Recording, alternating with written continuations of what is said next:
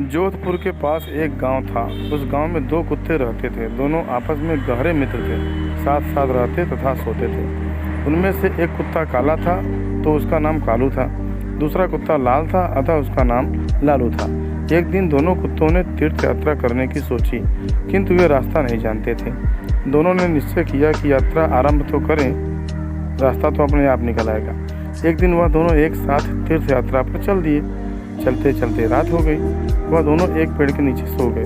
थके होने के कारण उन्हें नींद आ गई। सुबह होने पर फिर अपनी यात्रा पर चल पड़े। एक गांव के पास पहुंचने पर होते हैं तो उन्हें भूख लगाई। वहां उन्हें कुछ चूहे दिखाई दिए। लालू की पूंछ खड़ी हो गई। वह कालू से बोला, क्यों गंडक जी, आप फरमाओ तो मैं इन 2-4 चूहों की चटनी बना डालूं।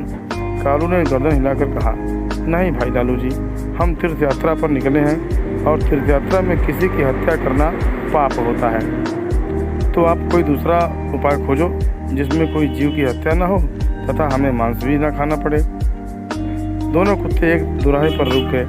वहाँ पर एक मंदिर था। कुछ देर सुस्ताने के पश्चात दोनों ने फैसला किया कि अलग अलग दिशा की ओर चलना चाहिए। जिसको जो मिलेगा खा लेंगे। एक साथ चलते तो दोनों में से किसी का भी पेट नहीं भरेगा। दोनों कुत्ते अलग अलग दिशा में चल पड़े। चलने से पहले उन्होंने तय कर लिया कि वे वापस आकर इसी स्थान पर मिलेंगे। लालू कुत्ता चलते चलते एक गांव में पहुंचा। गांव में एक ब्राह्मण रहता था। वह पूजा पाठ करके भोजन करने ही जा रहा था। उसकी पत्नी ने उसके लिए थाल सजाकर रखा था। ब्राह्मण ने भोजन को भोग लगाया ही था कि लालू कुत्ते ने झट से उसकी थाली में मुंह डाल दिया तथा एक पूरी उठाकर भागा। ब्राह्मण ने हरे राम कहा तथा हाथ धोकर उठ गया। उसने अपनी पत्नी से कहा, बेचारे यह गंडक जी भी भूखे हैं, सो आप यह थाली इन्हें ही खिला दीजिए। ब्राह्मण की पत्नी गुस्से से बोली, आप यह क्या कह रहे हैं? इस गंडक जी को यह थाली? आप ही कहिए ना, इसमें कितने चोखे चोखे पकवान हैं, खीर, पूड़ियाँ, 2 तरह की सब्जी, अचार, दही। ब्राह्मण दया भाव से बोला, तुम ठीक कहती हो, पर यह भी भूखे होंगे। आप तो यह थाली इन्हें ही दे दो। सोच लो कि इनके ही भाग्य में लिखी थी। इसके पश्चात ब्राह्मण ने लालू कुत्ते को खूब पेट भरकर भोजन करवाया। लालू ने उसे खूब दुआएं दी। उधर कालू कुत्ता एक किसान के यहाँ पहुँचा। किसान अपने खेत में काम कर रहा था। उसकी पत्नी थाल रख कर गई थी। थाल में बाजरे की रोटियाँ और सागरियों का साग था।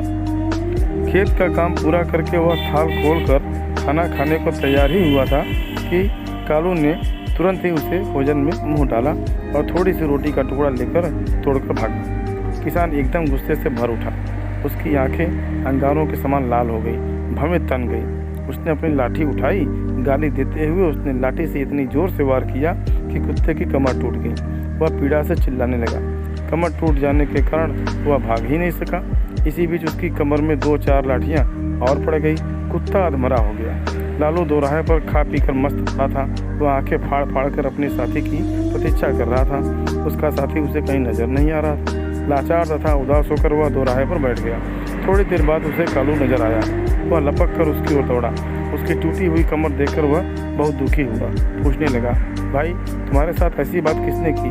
कौन निष्ठुर पापी है जिसने रोटी के पीछे तुम्हारी कमर ही तोड़ डाली? कालू की आंखें भर आई। उसने पीड़ा से कराहते हुए सारी कथा सुनाई। कथा सुनकर वह क्रोध तथा दुख में डूबकर बोला, मैं उससे अपना बदला जरूर लूँगा। उस किसान को बताऊंगा कि खुद की कमर किस प्रकार टूटती है। लालू भी कृतज्ञ होकर बोला, मुझे भी उस ब्राह्मण का कर्ज चुकाना है। उसने मुझ पर कितनी कृपा की है, मैं रोम रोम से उसे आशीष देता हूँ। इसी प्रकार बातचीत करते हुए दोनों कुत्तों ने अंत में यह निश्चय किया कि उन्हें प्राण त्याग देनी चाहिए तथा प्राण त्यागने के पश्चात उनके घरों में जन्म लेना चाहिए। इत्तेफाक से न तो किसान के कोई पुत्र था और न ही ब्राह्मण के। दोनों कुत्तों ने मंदिर के आगे जाकर अपने प्राण त्याग दिए। एक ही पल में दोनों मृत्यु को प्राप्त हो गए। कालू ने किसान के घर जन्म लिया। किसान बहुत प्रसन्न हुआ, किंतु उसकी खुशी अगले ही पल विलुप्त हो गई। घर में इस पुत्र के पैदा होते ही उसका बैल मर गया। पत्नी अस्वस्थ रहने लगी। पहले जन्मदिन पर किसान के हरे भरे खेत को जानवर चट कर गए। उधर ब्राह्मण के घर भी बेटा पैदा हुआ। पुत्र के उत्पन्न होते ही राज दरबार में ब्राह्मण की पदवी ऊंची हो गई। ब्राह्मण ने राजा को एक युद्ध में जीत की बात बताई। राजा युद्ध जीत गया। इससे प्रसन्न होकर राजा ने ब्राह्मण को राज पंडित नियुक्त कर दिया। उसे एक महल तथा अपार धन भेंट किया। जैसे जैसे ब्राह्मण का बेटा बड़ा होता गया वैसे वैसे वह भी बाप के समान तेजस्वी निकलता गया। उसने छोटी उम्र में सारे शास्त्रों का अध्ययन कर लिया। वह बड़े बड़े पंडितों को शास्त्रार्थ में हरा देता था। इससे ब्राह्मण की कृति में 4 चांद लग गए। किसान का बेटा बदकारी निकला। वह बात बात पर अपने बाप को डांटता था, उसे गालियां बकता था। वह जुआ खेलकर बचे कुचे धन को उड़ाने लगा। किसान बहुत ही दुखी हुआ। अंत में उसने सोचा कि इसको सुधारने का कोई उपाय करना चाहिए, पर कर्मों को तो भोगना ही पड़ता है। तो कर्म करो, फल की चिंता मत करो, बस कर्म में अच्छाई और वचन में सच्चाई को अपना लीजिए। आपका भला अपने आप ही हो जाएगा। जय